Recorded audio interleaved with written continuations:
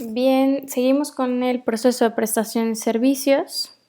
Recordemos que el proceso de servucción está diseñado para prestar el servicio y pues corresponde una colaboración con el agente humano a desarrollar las acciones para la entrega de un output, en este caso intangible, y que ese output sea percibido como con un alcance de un nivel excelente, de excelente calidad. Recordemos que es percepción, que es expectativa y que se supone que debemos de alcanzar pues ese nivel de expectativa de excelencia. Entonces, si se fijan, están muchos factores implicados en el proceso de sorbucción para alcanzar esa excelencia en el servicio. Está nuestro output, que es el producto. Muchas veces es intangible, no siempre, puede ser una parte intangible, otra parte tangible. Está el proceso productivo, están los elementos que dan soporte, el soporte físico, que es toda esta infraestructura. Está también los agentes que son prestadores del servicio, están los de front office, está también atrás de todo y de una manera que no se ve, la parte no visible, pues está toda esta empresa, todos estos mecanismos, estrategias, objetivos, misión, visión, todo eso. Bueno, pero un elemento fundamental es la intervención humana. O sea, aquí sin el front office, sin el agente prestador de servicio, no es posible hacer funcionar el mecanismo ni entregar el producto con un servicio. Solo el hombre, en definitiva, es quien presta el servicio. Entonces, el servicio decimos que tiene o está constituido de una relación interpersonal en donde aquí hay sistemas de comunicación que tenemos que entender. Esto lo estamos manejando desde el triángulo de servicios, pero de todas maneras hay que ser capaz de ver que ese sistema de comunicación pues pone a los empleados con la empresa, a la empresa con los clientes por medio de los empleados y viceversa, los clientes con la empresa a través de los empleados y los empleados son un punto central de una relación interpersonal entre el cliente y la empresa, entre el empleado y el cliente, empleado y la empresa, ¿no? Entonces este es un sistema de comunicación interpersonal bastante complejo. En esta relación, pues el cliente adopta en principio pues un rol pasivo.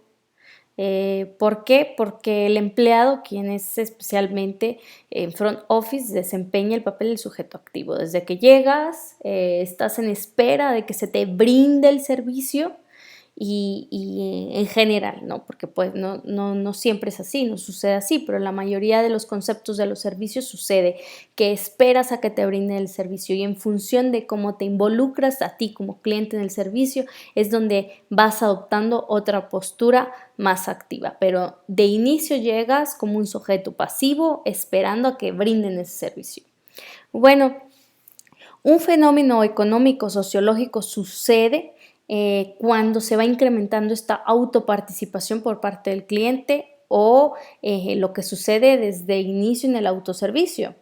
El cliente aquí de forma paulatina va adoptando un proceso de prestación de servicio con una doble función, que es pasiva y activa a la vez, ¿no? Entonces, él espera que le brinde el servicio, pero también proporciona información para que ese servicio se proporcione de manera adecuada a sus necesidades, adecuada a la manifestación de sus necesidades, y entonces se va adaptando el servicio mismo a lo que el cliente va necesitando. En el caso, por ejemplo, esto sucede mucho en los servicios puros, ¿no?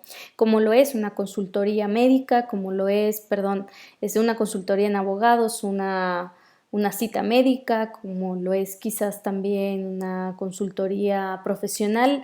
Entonces, aquí primero llegamos a que nos brinden el servicio, sin embargo, también nos convertimos en sujetos activos al proporcionar información y ese servicio se vaya adecuando a esas necesidades.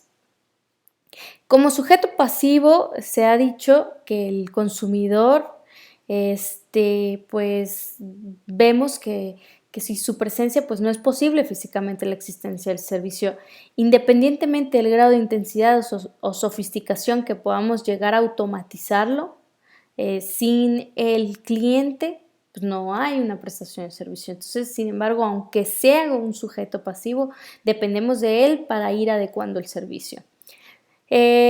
Aquí es cuando el sujeto se vuelve un consumidor activo, el sistema de prestaciones concebido en algunas ocasiones de modo que el cliente participe como agente productor del servicio, como en el caso, por ejemplo, de ciertos consumidores, como en el caso educativo también, que van haciendo ellos su propia experiencia del servicio, van manifestando su propia experiencia del servicio, pero a su vez son agentes productores de su propio servicio. A ese tipo de consumidores los llamamos como prosumidor. Son sujetos muy activos en el rol de un consumidor que va adecuando su servicio de manera paulatina. El servicio no solo exige la presencia del cliente, sino que además implica habitualmente una relación de contacto físico con él. Entonces hay una mayor implicación. Y con la implicación pues hay una interrelación mucho más sofisticada y compleja. El cliente consigue dentro de la interacción lo que se conoce en el modelo de seducción y también en el triángulo de servicio como el momento de la verdad. Ese momento en cuando el cliente ya ha consumido suficiente el servicio, que ya puede decidir si supera sus expectativas, si llega al límite de sus expectativas o si va un poco abajo de sus expectativas, queda corto su percepción del servicio. Entonces es el momento de la verdad. En el ejemplo que ustedes pusieron o que debieron de haber hecho en su casa, en su libreta, entre ese proceso de toma de decisiones, ya cuando se consume, ese es el momento de la verdad. Aquí es donde nos damos cuenta nosotros como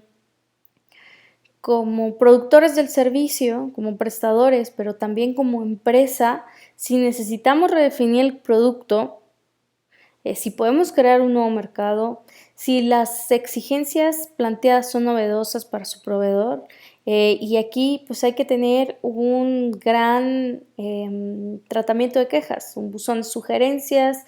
También las mismas redes sociales nos ayudan a dar, a gestionar todas esas exigencias, todas esas sugerencias que hace el consumidor. Entonces, el momento de la verdad es un momento crítico. ¿Por qué se redefine el producto? Bueno, lo que pasa es que hemos tenido la experiencia en algunas consultorías que, por ejemplo, de solamente en contacto con el cliente decidimos o se decide que una parte del producto es fundamental, ¿no? Y esa parte del producto no se veía como ventaja competitiva, quizás, pero conforme la interacción del cliente se va a considerando esa característica como una ventaja competitiva. Entonces se redefine el producto en función de esa ventaja competitiva. Por ejemplo, yo pongo esto, una experiencia hace tiempo de unas alitas, ¿no? El inicio de las alitas aquí en Matehuala. Eran muy buenas las alitas, el restaurante a lo mejor, la zona donde se encontraba no funcionaba, sin embargo, una de las ventajas competitivas era la salsa, ¿no? Entonces, en alguna estrategia se recomendó que la salsa se vendiera aparte porque era muy famosa, era muy rica, el servicio era muy bueno. Entonces, se puede redefinir el producto y ya no puede cambiar no nada más a alitas, al servicio comedor, sino también se puede diversificar en función de su ventaja competitiva y hacer otra línea de productos que sean salsas, ¿no? Entonces, desde ahí se está captando todas estas ideas del consumidor para crear nuevos mercados, por ejemplo, ¿no? El mercado de las salsas es muy diferente quizás o parte del mercado de las alitas. Habrá personas que decían comer alitas cada fin de semana, pero habrá personas que decían hacerlas en su propia casa. Entonces ya no van a comer o consumir esas alitas, sino quizás van a comer o consumir sus propias salsas o las salsas de esas alitas, mejor dicho. Entonces, hay que estar al tanto de las exigencias planteadas, si son prudentes y si hay pertinencia de llevarlas a cabo y son novedosas para el proveedor. Muchas veces estas surgen de un tratamiento de quejas, pero pues siempre que tiene que haber un tratamiento de quejas, ¿no? Entonces, lo que se hacía mucho en la gerencia de marketing pasada o antigua es que las quejas se tapaban. Había como cierto misterio o cierto ocultismo de el tratamiento de quejas, encerrarlo, ¿no? En un closet y no volverlo a abrir y de, tratar de contener esa queja, contenerla, no detener la raíz del porqué de la situación o ver la raíz del porqué de la situación. Entonces, el tratamiento de quejas es la gestión, no es tratarlo de quitar o tratarlo de incluso comprar al cliente, decirle, bueno, esto no te sirvió, pero te puedo regalar esto. Eso no. A eso no se le llama tratamiento de quejas. Tratamiento de quejas se llama hablar con el cliente, ver cuál es la raíz de su inconformidad, ver si la exigencia planteada es posible, su gestión y su nueva implementación a algo que esté en conforme con el cliente. Entonces, pues ya se le da un seguimiento. Si no, se le dice por qué no, pero no se trata de tapar nada más, porque sí. Bien, dentro de los momentos de la verdad, son los momentos que finalmente determinan si la organización va a tener éxito o fracasará como empresa.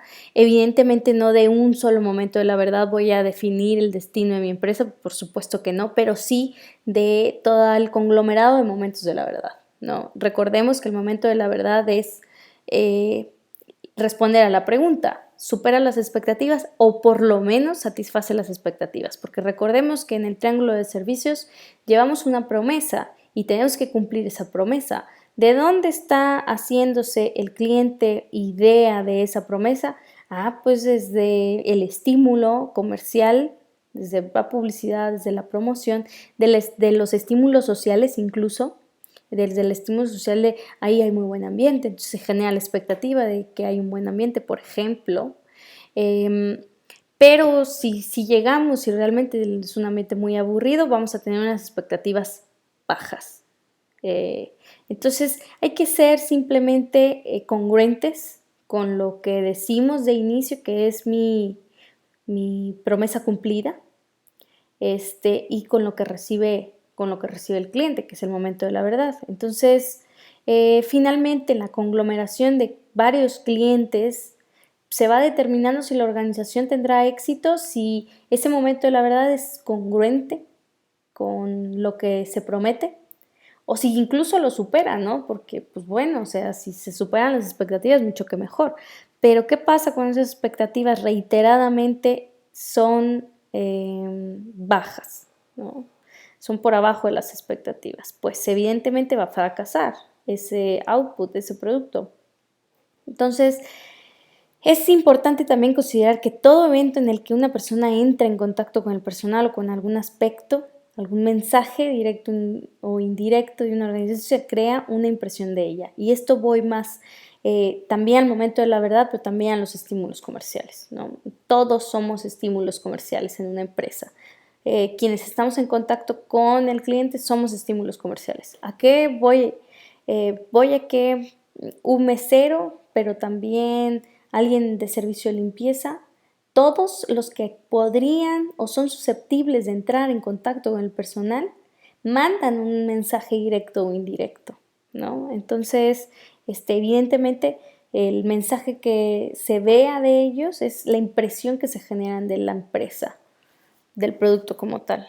Por lo tanto, pues es importante mandar un mensaje congruente todos, ¿no? Y la capacitación ayuda a permear a lo mejor a ruidos dentro del mensaje o a lo mejor alguna mala interpretación del mensaje que costaría muchísimo para la organización.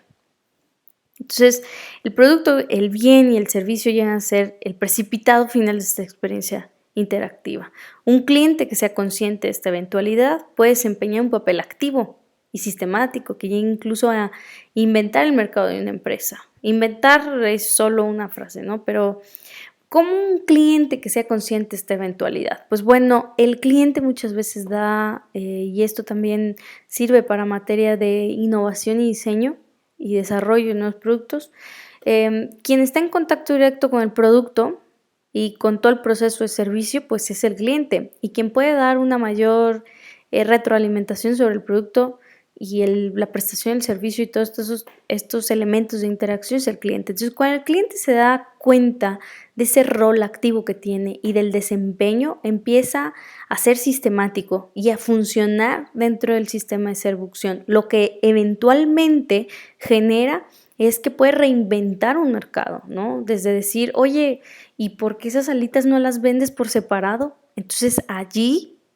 reiteradamente ese cliente se puede volver en un valor importante de retroalimentación y te puede abrir una línea totalmente de producto que no, a lo mejor no lo tenías definido, no lo tenías pensado. Entonces el gerente de mercadotecnia debe de tener contacto con el cliente, pues por supuesto, siempre debe de ser así, siempre. ¿Por qué? Porque son los que están en contacto directo con toda la prestación del servicio y con todo ese reloj. Yo les decía esa analogía de un reloj suizo.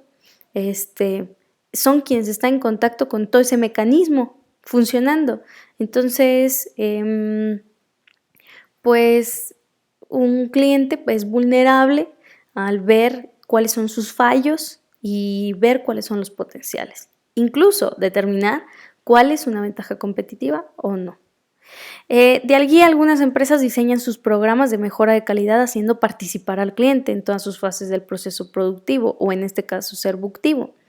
¿Por qué? Pues porque ayuda a la retroalimentación y la infraestructura se hace ad hoc al cliente. Entonces, si existe presupuesto para generar un proceso que implique al cliente de tal manera que se vuelva partícipe o copartícipe, como un cliente como participante, un cliente como producto, pues él va también a nutrir todas estas ventajas competitivas que también pudiera tener el producto. Bien, por allí tenían una actividad en sus cuadernos de trabajo sobre el proceso de selección del servicio y un tanto del momento de la verdad, ¿no? ¿Cuáles eran finalmente esas calificaciones que ustedes le daban a algún servicio que hubieran adquirido? Entonces, ese pudiera ser la retroalimentación del cliente hacia el servicio, y ahora ya que se hace visible y que se está nutriendo un servidor y que está categorizando el servicio como lo es, por ejemplo, Google, como lo es Airbnb, como lo es Trivago, como lo es muchas otras, por ejemplo, en el área del sector turístico, pero también muchos otros más, ¿no? Google lo hace indistintamente, incluso médicos, abogados, un montón, ¿no? Toda la prestación de servicios, incluso no solamente servicios, está allí y puedes hacer una recomendación, puedes hacer una sugerencia, puedes hacer una calificación, ¿no? Puntual de cómo estuvieron las cosas.